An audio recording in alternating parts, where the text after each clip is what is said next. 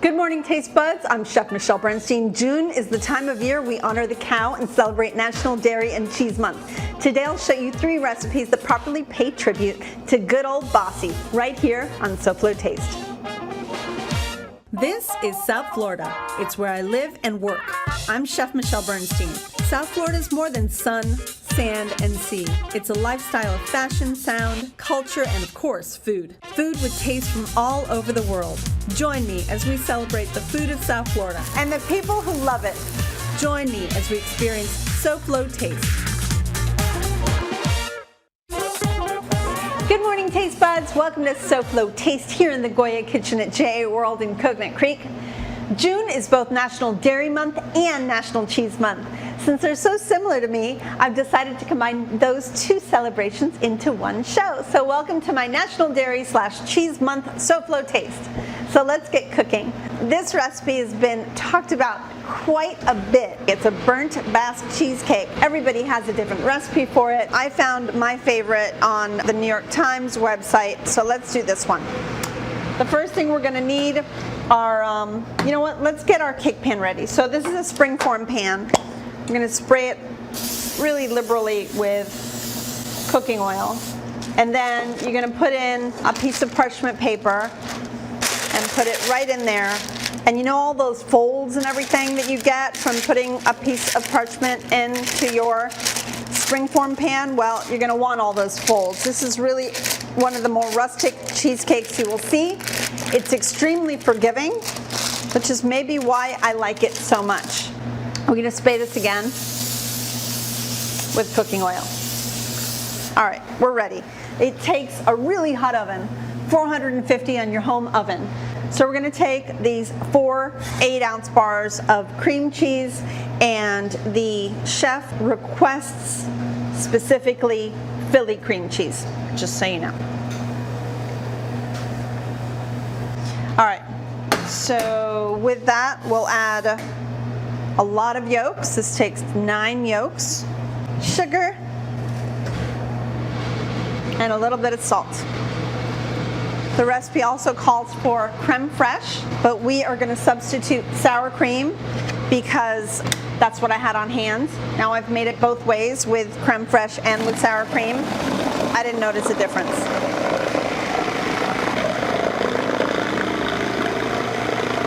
So you really want your cream cheese to be more of a room temperature so that this whips up really well and becomes incredibly creamy and homogeneous. As you can see, it's really well combined. Everything is really just whipped up. We're gonna go ahead and add the sour cream or creme fraiche, totally up to you. And this is probably one of the reasons why I love this cake so much, is that it's really not that sweet. And I think it possibly could be the addition of the creme fraiche or sour cream, because it really balances out the sweetness quite a bit. All right, once that's all together, we're gonna go ahead and pour that into our prepared pan.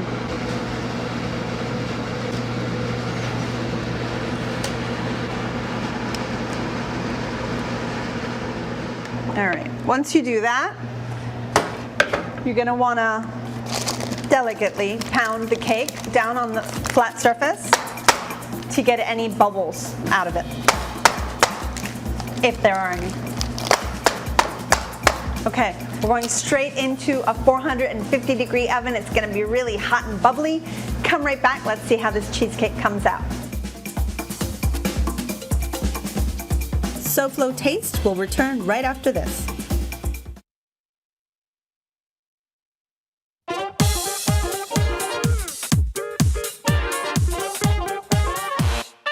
Hi, I'm Melinda Harper for SoFlo Taste. We all know that you can order some yummy edible arrangements online, but did you know they've got some 20 brick and mortar stores across South Florida? I sure didn't, but that's why I'm here in Pompano Beach, to learn and hopefully sample some new summer flavors. Come on, let's go. We are joined by store owner Denise Bauer, and to our viewers, we are not wearing masks because we are in the store alone. Denise is going to give us a private taste tour, but Denise wanted to let everybody know that employees are still required to wear masks. That's correct. Denise, this is my first time in an edible arrangement store, and I hate to admit it, but I kind of didn't know they existed. Can you tell us why people should visit their local stores? Absolutely. So we've been a brand since 1999, and we have over 1,100 stores. We are now all grab-and-go stores and offer a lot of products for everybody to literally walk in on the fly and grab and go. Denise, that looks amazing. What do you have for me here? So this is our new Father's Day platter. Our theme for Father's Day is a coffee topping, which is chocolate flavored with coffee. That sounds delicious. We've got another box here. Tell us what's in this box. So in this box we have our double dipped chocolate bananas, which are covered with white chocolate as well. Yum. We have a layer of chocolate strawberries throughout the middle, and then we have pineapple mustaches, which are plain and also covered in toffee crunch. And then what do we have here? This is our everyday chocolate dipped strawberry box. It is for absolutely every single occasion. I think these are you're probably best known for these chocolate dipped strawberries. Absolutely, and you will not be forgotten if you buy some. And you probably won't be forgotten if you show up with a chocolate covered mustache with toffee. Melinda, I do have a special surprise for you. Oh my God, I am excited. Thank you. That's a strawberry filled. Oh my goodness, look at Cupcake. this. All right, I'm gonna have a taste right now. Denise, this cupcake is amazing. What else do you have for me? I can't wait. So this is the new strawberry cheesecake. Okay, I'm gonna swap Give it a out. shot. Okay, thank you. So while you're enjoying that, I'm gonna make And I you am. a smoothie and see if you like that as well. Awesome, thank you. I'm just gonna be over here eating.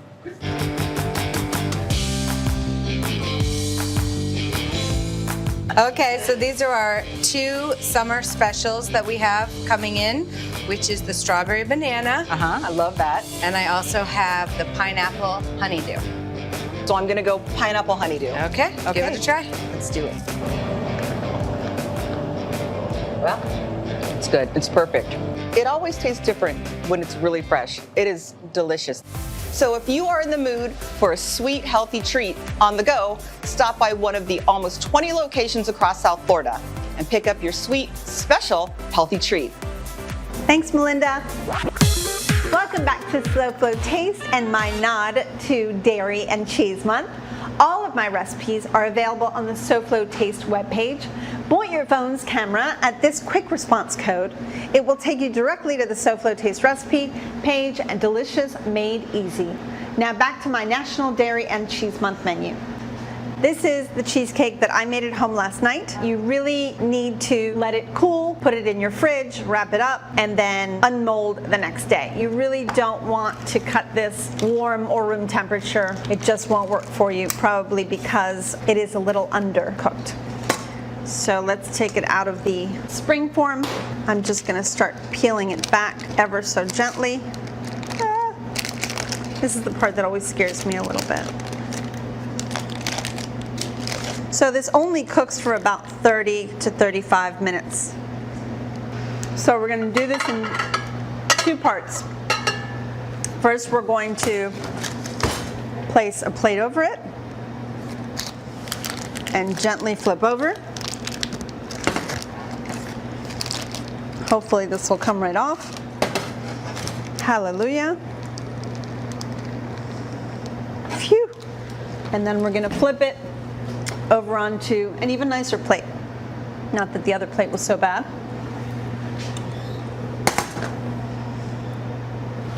And there you have it. So I think we should cut into this just to make sure that it's gorgeous. I love the caramelization on the top.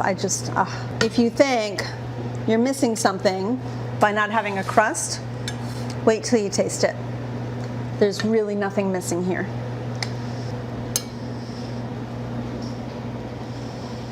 Oh, thank goodness. I did it right. Okay, so let me show y'all something. So check this out. See how it's like that? This beautiful texture. Sorry, this is my cake. I can do with it as I wish. So that is what you're looking for.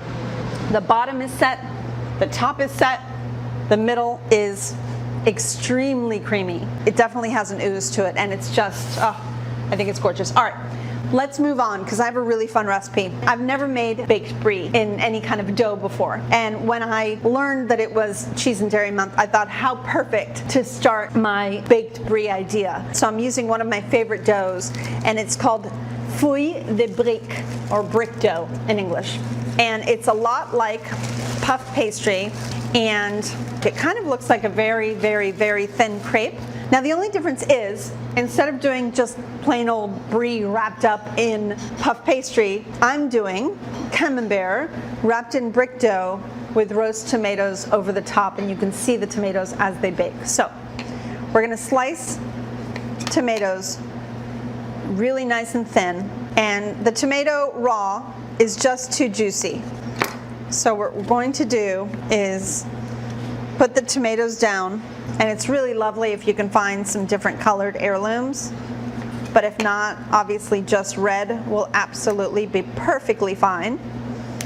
And I really just need a couple slices. So pretty. And then finally, let's go with the red and cut that too. Beautiful. Now, I wanted it to be a little bit sweet and savory at the same time. I thought, why not do this kind of sweet roast of a tomato? So I've got chopped up thyme and rosemary, which I'm just putting over all the tomatoes. I'm using some sugar because I want to bring out all the sweetness of the tomato, but I'm also using salt, kosher salt, and a nice amount of black pepper. I've got my oven set to anywhere between 275 and 300 is perfectly fine. Just keep an eye on them. Drizzle of olive oil. And you would place them in the oven, let them get really nice and dry. And this is what they look like when they come out. You see how they've kind of dried a little bit, and they're just so pretty. So let's go ahead and wrap up our cheese. So this is a camembert. It's really nice and small. Perfect for wrapping up for, I would say, anywhere from 2 to 4 people. Let's go ahead and put the brick down. So you always need a little bit of melted butter, whether you're working with brick or phyllo. You can also use olive oil if you'd rather. Go ahead and butter it really well. Place the cheese on top. Wrap it up like a beautiful little package. Fold it over. Get your second piece of brick dough or phyllo, depending on what you like and what you can find. You can definitely find brick. It comes in a lot of frozen sections of a lot of stores, but you can probably also find it online. It's really wonderful. Go ahead and put our little package down. Obviously the other way, all the creases go on the bottom. And then fold it up and flip it over. 2 more times.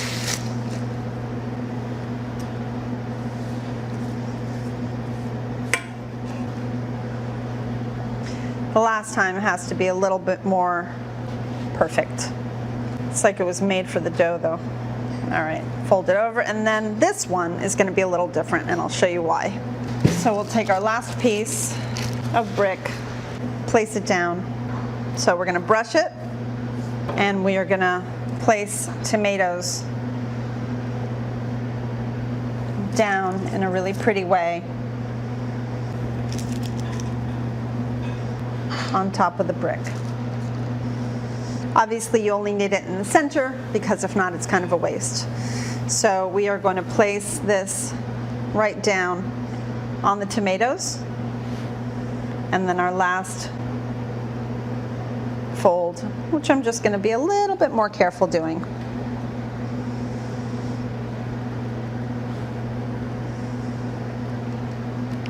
And there you have it. Let's place this in.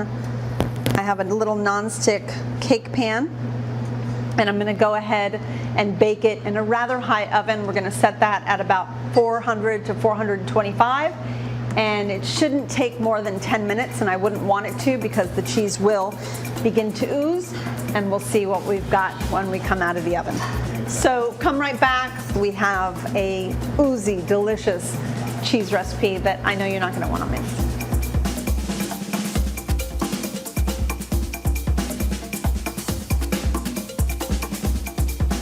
Stick around. Things are just heating up in the Goya kitchen at JA World on SoFlo Taste.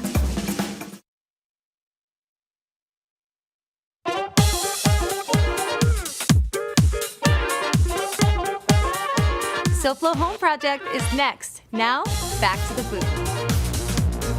Welcome back to SoFlo Taste. We're here at JA World in Coconut Creek, a great place for our kids. For more information on what Junior Achievement does, go to jasouthflorida.org or call 954-979-7100. Now back to the food. All right, everyone, I think our beautiful wrapped camembert with brick dough is ready. It looks really pretty. I will warn you, to crisp it up, it does take a couple of seconds to let it kind of cool to a little bit warm. Oh no, it's already crispy, never mind. I thought it had to cool off a little. It's so pretty. There we go. As you can hear it, it's really crispy. And then we're gonna put some toast points all around the sides. Look how beautiful the tomatoes look over the top of it. It's just gorgeous. And then of course you have all this gorgeous crispy brick all the way around. It's just so thin and crunchy. So let's go ahead and slice into it and see how we did.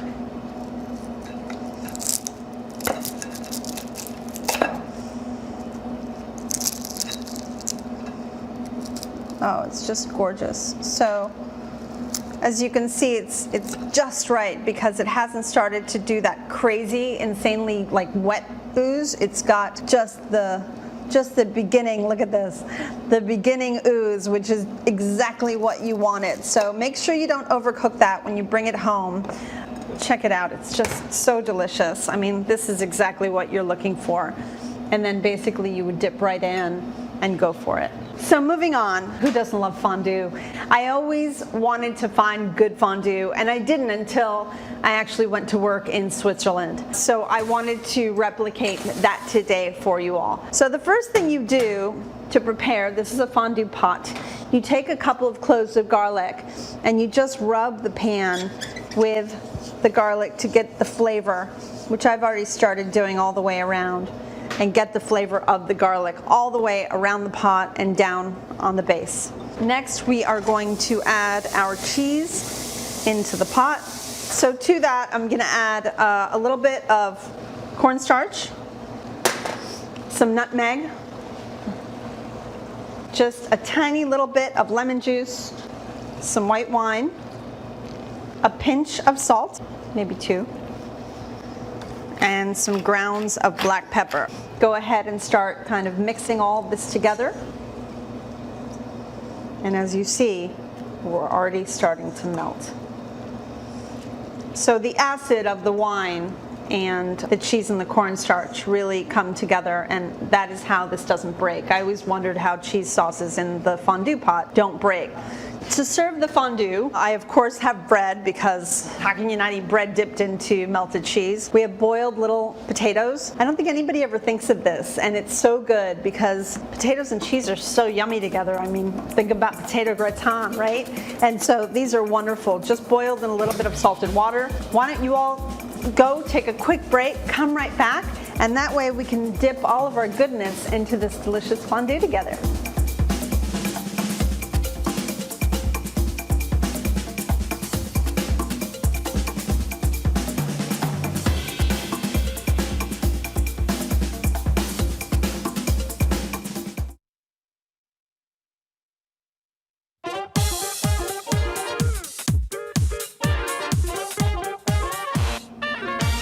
Welcome back to SoFlo Taste with our dairy and our cheese show. So our fondue has melted beautifully. If you want to take a look at this, it's just gorgeous. I just added in the kirsch, and this is just ready for dipping. Use your little forks. I don't know if you want to start with bread, but if you do, I don't really even need a little fork for that.